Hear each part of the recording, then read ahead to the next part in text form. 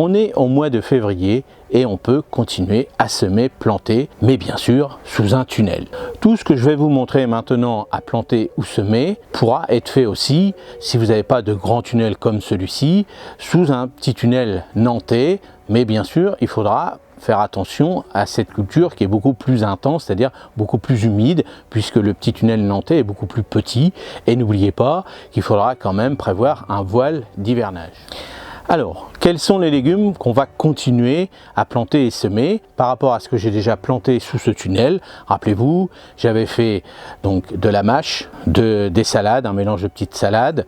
J'avais fait aussi des carottes et aussi des poireaux. Maintenant, on va continuer. Je vais m'amuser à faire 2 rangs de pommes de terre primeur. Ensuite, je vais planter 2 rangs de choux-fleurs qui sont en micro-mottes. Entre ces 2 rangs de choux-fleurs, je vais semer des épinards. À côté, je vais mettre 2 rangs de salades mélangées. Entre ces 2 rangs de salades, je vais semer des radis. Vous voyez, j'ai préparé ma planche, tout simplement. Bon, je vais passer un coup de râteau, n'oubliez pas que moi je ne laboure pas, donc hop, j'ai griffé un petit peu. Ma terre est bien souple, ça commence à être bien sous ce tunnel.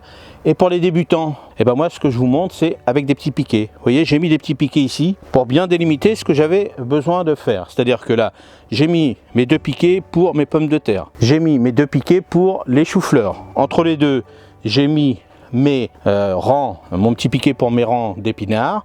À côté, mes 2 piquets pour mes salades et j'ai mis mon piquet pour mon rang de radis. Alors bien sûr, comment je me suis repéré pour pouvoir faire mes piquets? Alors bien sûr, ce petit piquet là, si vraiment vous voulez encore aller plus loin, vous pouvez mettre une petite étiquette marquée dessus, pommes de terre, salade, chou-fleur, tout ça comme vous voulez, pour bien vous repérer. Comment j'ai fait pour bien me repérer? J'ai pris mes fiches techniques bien sûr, pour tous ceux qui ont de la chance déjà d'avoir ces fiches techniques. Vous avez vu que ça vous donne énormément de renseignements, donc tout de suite les petits schémas, derrière bien expliquer ce que je vais vous expliquer là, et comme ça vous êtes tranquille, vous avez un petit truc. Comme j'explique tout le temps, moi je les ai plastifiés, je vais pouvoir les poser par terre, ils vont pas se salir. Si vraiment ils se salissent, hop, un petit coup de machin. Si c'était un bouquin, c'est pas facile. Là les petites fiches, ils sont super bien, et c'est pour ça que je les ai créées, pour vous, et puis pour moi aussi, parce que ça me donne un énorme coup de main quand j'ai oublié un petit peu ou autre. Ça me permet de me remettre en question. Il y a des moments, on se pose toujours des questions, comment on fait plus, on a oublié, hop, on a la petite fiche, on la ressort, on dit ah bah oui c'est vrai, j'avais oublié. Donc alors ce que j'ai fait, donc j'ai pris ma petite fiche de pommes de terre. Je sais que les pommes de terre par exemple, c'est à peu près sur 2 mètres, donc j'en mets à peu près 5 ou 6, vous voyez, sur des rangs d'à peu près de 40 à 60 cm de largeur. Donc vous voyez, je mets mon petit piquet par rapport à ça. Alors moi j'ai toujours tendance à prendre le premier chiffre. Quand je dis par exemple 30 ou 40, je vais mettre plutôt 30. Là je mets 50 à 60 d'espacement entre les rangs. Je vais prendre plutôt 50 puisque je fais en sol vivant. J'aime bien que je sois serré. Pourquoi? Pour éviter d'avoir beaucoup de mauvaises herbes, tout ça. Je peux quand même continuer à griffer un petit peu, mais le fait de resserrer un petit peu, personnellement, je récolte autant, voire beaucoup plus, puisque l'avantage, c'est que par exemple, de plus en plus il fait chaud, ça permet de garder pas mal d'humidité, surtout pour les salades par exemple, comme ils sont un peu plus serrés, et un petit coup de griffe entre deux, mais hop, l'humidité reste bien au pied. Ensuite, je me suis repéré par rapport à mes autres fiches. À côté, je vais mettre les choux. Alors, j'ai fait l'association, bien sûr. Entre deux, j'ai mis mes épinards. Et puis après, j'ai mis mes salades. Et puis, je sais que les salades, par exemple, ils vont aller moins vite que les petits radis. Donc, pour gagner de la place sur l'ensemble de ma planche, au lieu d'étaler, je mets mon rang de petits radis qui, eux, vont être à peu près à 18, allez, on va dire 18, 20, 30 jours à peu près, grand maximum. Bon, 30 jours, ça fait un peu long, mais on va dire 25 jours qui seront déjà commencés à être mangés. Pour les choux, je sais que les épinards vont beaucoup plus vite que les choux, c'est-à-dire les choux-fleurs plutôt. Les choux-fleurs, eux, vont être mûrs, on va dire, j'espère, au mois d'avril à peu près. Les épinards, allez, fin mars, eux, ils vont commencer vraiment à déjà être mangés. Donc, vous voyez, ça va beaucoup plus vite. Donc, ça permet d'associer, de gagner de la place en faisant 2 rangs entre deux. Et en association, les épinards aiment bien les choux. Pour les pommes de terre, je mets rien, puisque les pommes de terre, je vais les faire en butte. Donc là, ça va être plus difficile si je mettais quelque chose. Mais on pourrait quand même mettre des petits radis, par exemple, si vraiment vous voulez. Mais c'est vrai que les petits radis, les petits radis, ils aiment moins bien les pommes de terre. Vous voyez, c'est marqué sur la petite fiche. Je retrouve ma petite fiche. Alors, moi, les radis n'aiment pas les choux-fleurs, n'aiment pas les pommes de terre, mais rien ne vous empêche de tester, de voir. Et puis tout ça, c'est pas à 100%. Moi, à côté, je vais faire 2 rangs, je continue mes rangs de fraisier. Je sais que les pommes de terre n'aiment pas les fraisiers, mais c'est pas grave, je ne peux pas faire autrement, donc je mets mes pommes de terre. On verra bien si la pomme de terre qui est juste à côté du fraisier, on va voir si elle est plus malade ou est-ce qu'elle est plus petite ou pas. Ça fera un test et puis on regardera tous ensemble. Allez, on y va, on va commencer à planter, semer tous ces légumes sous ce beau tunnel. Premièrement, ce qu'on va faire, donc moi je prends mon petit outil qui est très utile et là je vais faire avec mon petit socle mes buts. Vous voyez, ça permet de gagner du temps. Alors vous pouvez le faire aussi avec un râteau, une petite binette, comme vous voulez, hein. Moi j'ai ce petit outil là, donc je m'en sers bien. Donc là je vais faire mes 2 rangs que j'ai besoin pour pouvoir mettre mes 12 plants de pommes de terre qui sont pré-germés, hein, comme je vous l'ai dit. L'avantage d'être pré-germé, c'est que je vais gagner à peu près une quinzaine de jours à peu près. Alors il faut savoir que sous le tunnel il fait très chaud, donc normalement il n'y a pas de souci, on gagne énormément de temps. On va voir s'il gèle, admettons, sous ce tunnel là, et puis que je vois que les premières feuilles arrivent des pommes de terre, là je mettrai un voile important dessus pour éviter que les premières feuilles qui sont très sensibles à la gelée gèlent. Donc là j'ai posé sur mes chakrans, j'ai posé mes pommes de terre, mes plants de pommes de terre. Donc là j'y vais, hein, tout simplement dans mes petites buttes. Alors j'espace bien sûr mes pommes de terre pour gagner un peu de temps, hein, voilà. Alors c'est pour vous montrer, hein, sinon je le ferai automatiquement, mais sinon je peux les poser directement sur la planche, voilà, pour gagner un peu de temps. J'étale, je sais que bon, temps 2 mètres pour 6, hop, je sais à peu près la distance.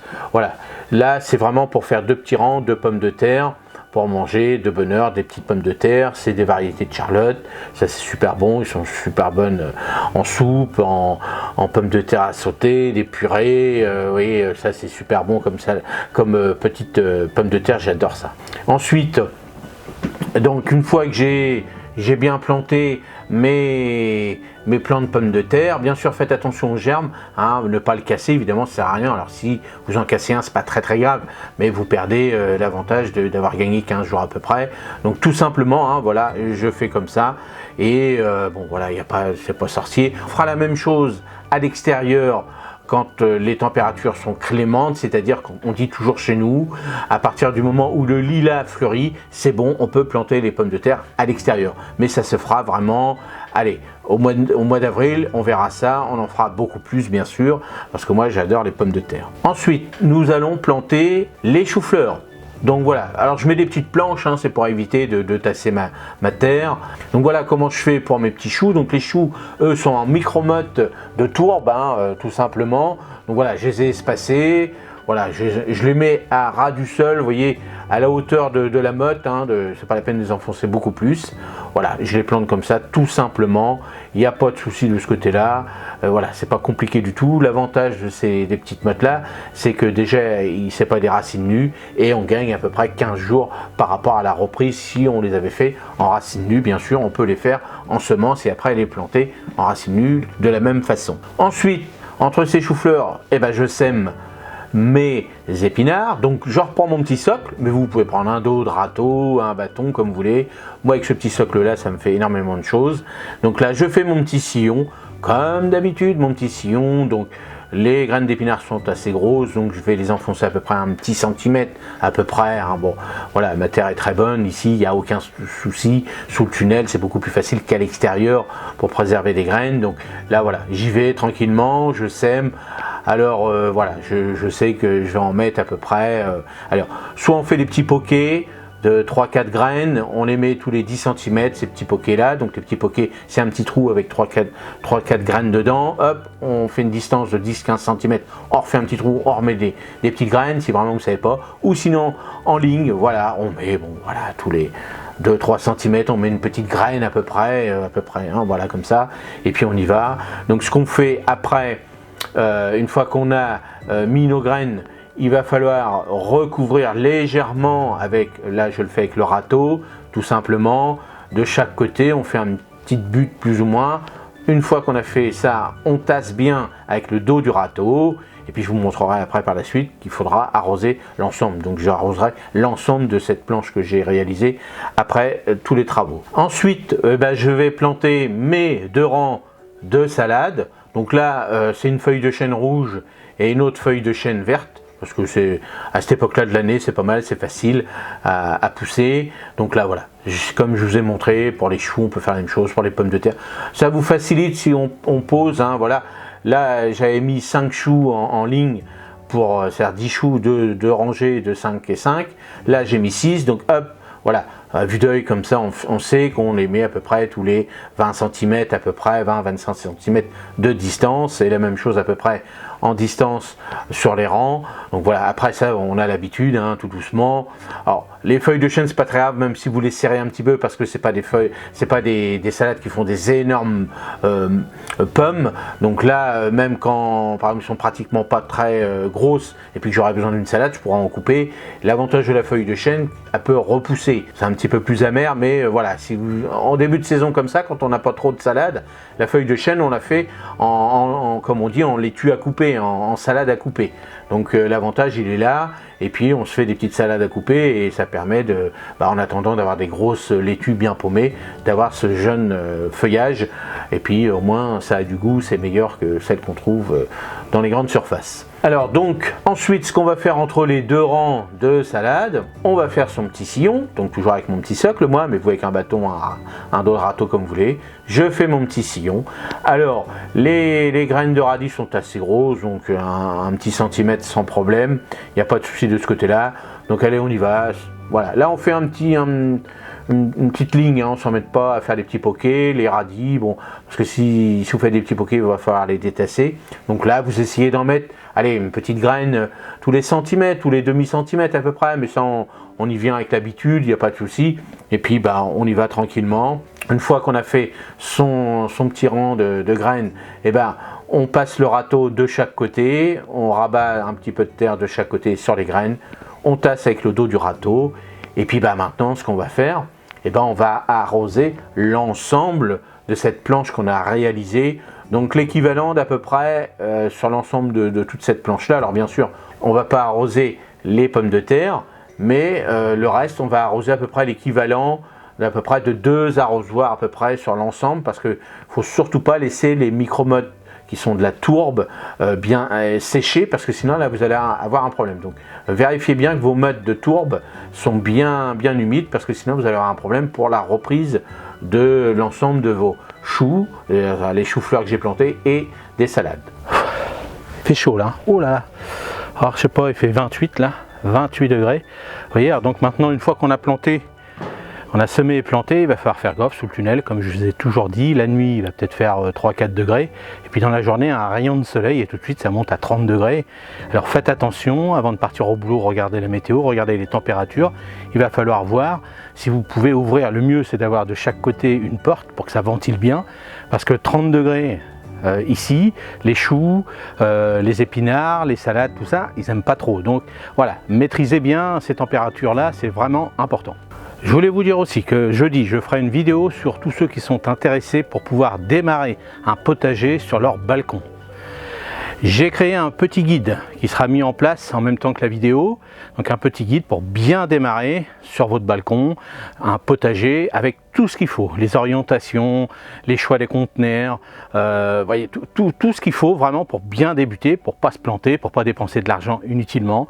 Vous verrez que tout est mis pas à pas dans ce guide, et vous allez voir qu'il est vraiment très complet. Alors n'hésitez pas, pour me donner un coup de main à la chaîne, d'aller voir sur le site, bien sûr avec les fiches techniques comme je vous ai montré tout à l'heure, pour pouvoir donner un petit coup de main à la chaîne.